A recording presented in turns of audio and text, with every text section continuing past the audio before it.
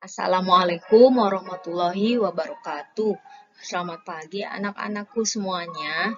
Apa kabarnya hari ini? Semoga kalian semua sehat selalu. Nah, anak-anak, apakah kalian sudah siap mengikuti pembelajaran hari ini? Sebelum kita belajar, marilah kita berdoa terlebih dahulu. Berdoa dimulai. Berdoa selesai. Hari ini kita masih belajar tema 2, persatuan dalam perbedaan, subtema 1, rukun dalam perbedaan. Tujuan pembelajaran kali ini, 1. Setelah membaca teks tentang cinta budaya Indonesia, siswa mampu menyebutkan makna proklamasi kemerdekaan dengan benar. 2. Setelah membaca teks tentang cinta budaya Indonesia, siswa mampu menyebutkan informasi penting menggunakan unsur apa, di mana, kapan, siapa, mengapa, dan bagaimana pada peta pikiran dengan tepat.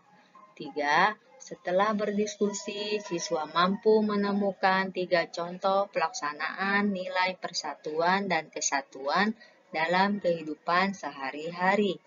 4. Setelah mengamati pola lantai berbagai tarian daerah, siswa mampu menggambarkan pola lantai tariannya dengan benar.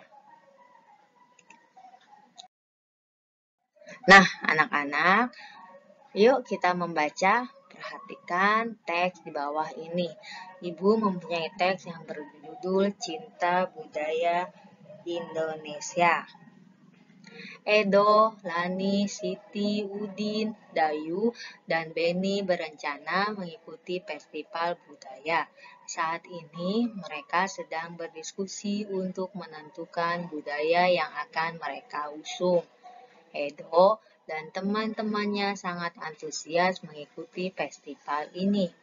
Mereka ingin memperkenalkan seni dan budaya suku-suku yang ada di Indonesia. Menentukan kebudayaan mana yang akan dipilih tidak mudah. Semua budaya yang dimiliki Indonesia sangat beragam dan menarik. Akhirnya, Edo dan teman-temannya memutuskan untuk memperkenalkan permainan Rangku Alu. Permainan Rangku Alu berasal dari Nusa Tenggara Timur.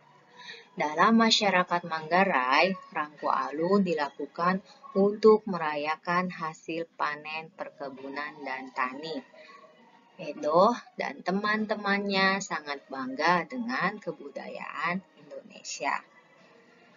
Jadi anak-anak, Indonesia itu merupakan negara yang memiliki berbagai macam keragaman budaya.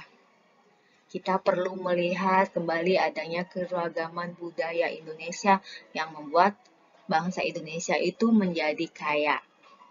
Salah satunya adalah permainan tradisional. Kalian tentu tahu apa aja permainan tradisional. Nah, salah satu contoh permainan tradisional itu ada Rangku Alu, kemudian congklak, ada kelereng, ada juga bola bekel, dan lain sebagainya. Itu merupakan contoh permainan tradisional yang ada di negara kita, Indonesia.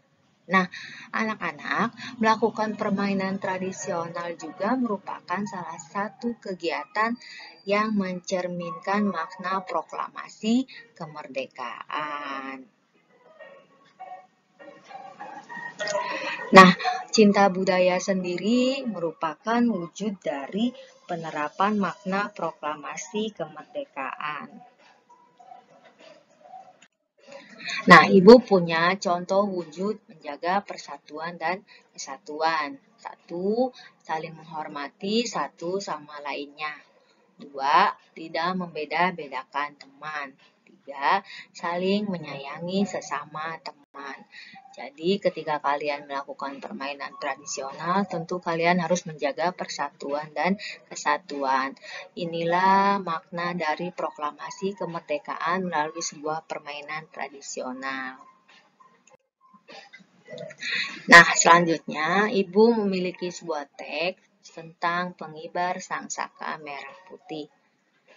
Peristiwa proklamasi kemerdekaan melibatkan banyak pihak. Salah satunya adalah mereka yang mengibarkan sangsaka merah putih. Berkibarnya bendera merah putih menegaskan berdirinya negara Indonesia yang merdeka dan berdaulat. Abdul Latif Hendra-Ningrat adalah salah satu pengibar bendera pada 17 Agustus 1945 di Pegangsaan Timur, Jakarta. Ia adalah lulusan Sekolah Tinggi Hukum. Saat menjadi mahasiswa, ia mengajar bahasa Inggris di beberapa sekolah menengah swasta, seperti yang dikelola oleh Muhammadiyah dan perguruan rakyat. Ia juga ditugaskan ke New York untuk memimpin rombongan tari. Abdul Latif Hendra-Ningrat pernah menjadi pasukan pembela tanah air atau PETA, disingkat menjadi PETA, dan ikut dalam berbagai pertempuran.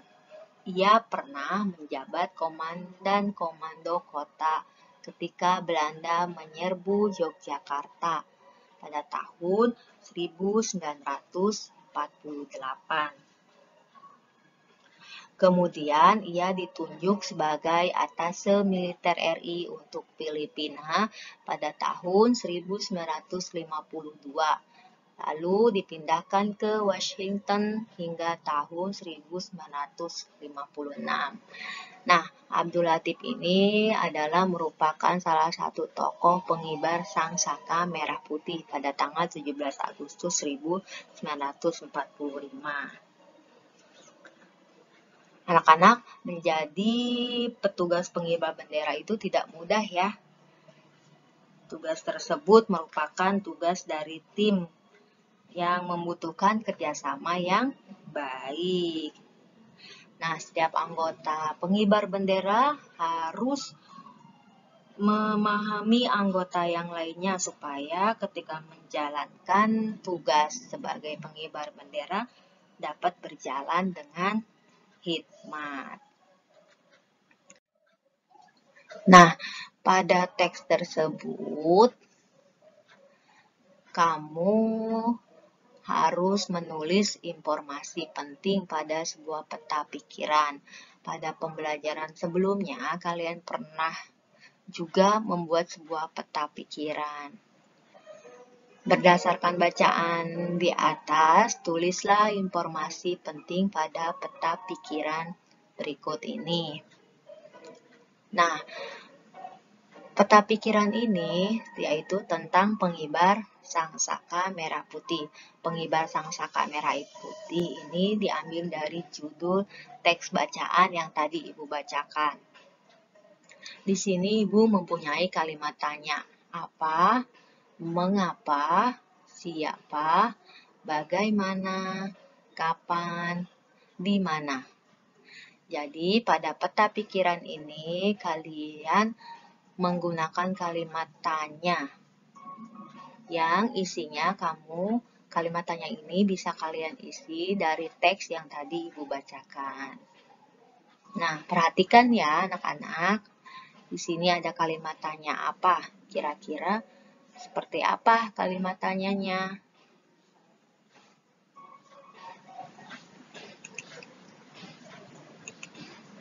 Apa peristiwa yang terjadi pada bacaan di atas? Seperti ini ya kalimat tanyanya. Apa peristiwa yang terjadi pada bacaan di atas? Kemudian, mengapa pengibaran bendera sangat penting? Ini contoh kalimat tanya yang menggunakan kata tanya mengapa. Kemudian, siapa pengibar bendera pada saat proklamasi? Ini menggunakan kalimat tanya siapa. Siapa pengibar bendera pada saat proklamasi? Bagaimana sepak terjang beliau saat mahasiswa?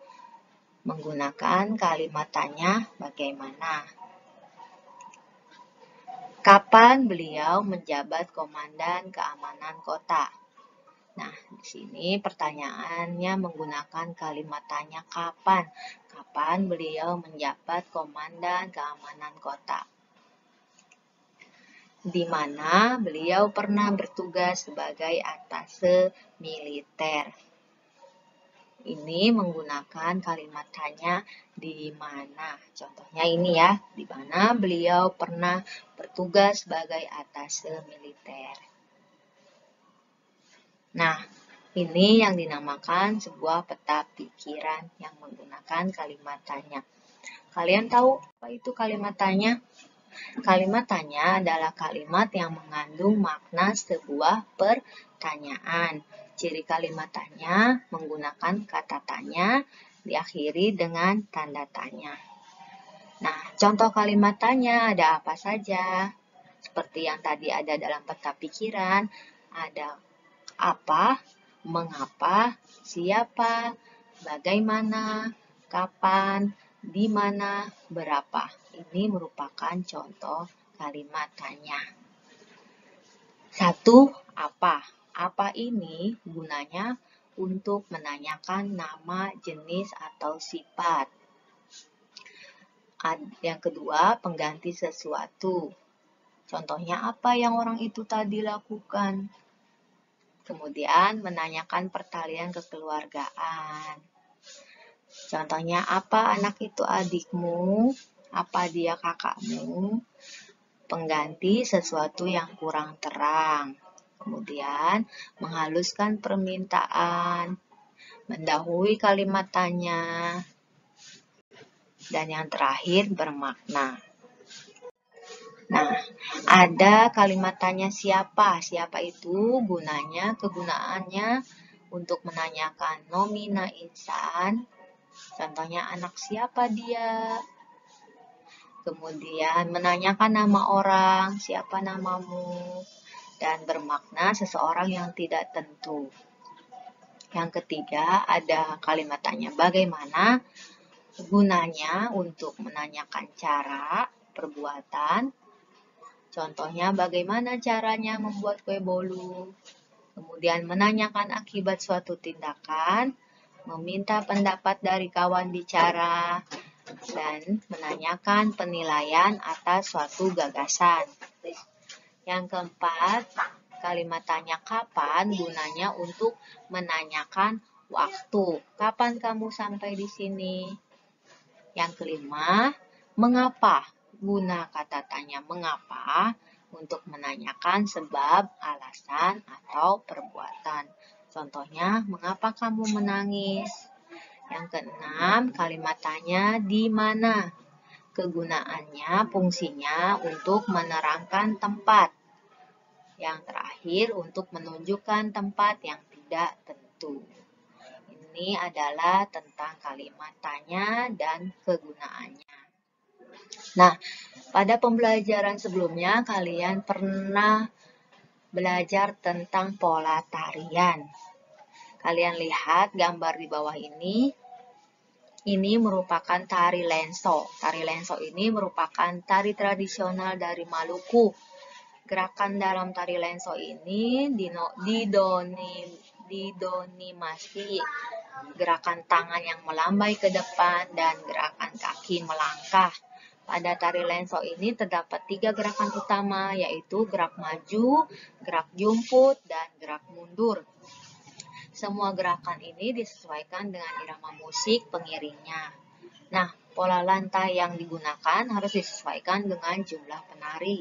Makin banyak jumlah penari, semakin banyak pula kemungkinan untuk dibentuk berbagai pola lantai.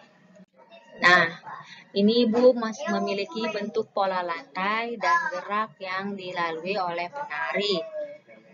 Kalian bisa lihat, di sini ada pola lantai diagonal, pola lantai segi 5 seperti ini, pola lantai garis lurus ke depan, pola lantai zigzag, pola lantai lingkaran, dan pola lantai diagonal.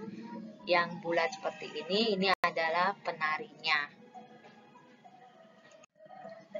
Nah, contoh tari dan gambar pola lantai. Ibu memiliki nama tarian tari samar. Tari saman dari Aceh. Ini gambar pola lantai yang digunakan, yaitu pola lantai horizontal.